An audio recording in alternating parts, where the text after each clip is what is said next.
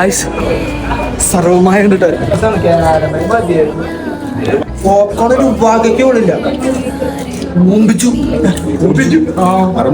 മുട്ടലൊടി ഇതാണ്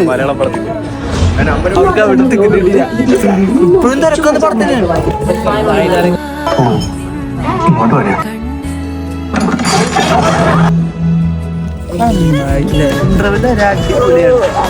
ഇന്റർവ്യൂ കഴിഞ്ഞിട്ട് നോക്കട്ടെ. നല്ല പടമാണ് എന്തായാലും, പക്ഷെ പറയണല്ലോ അങ്ങനെ.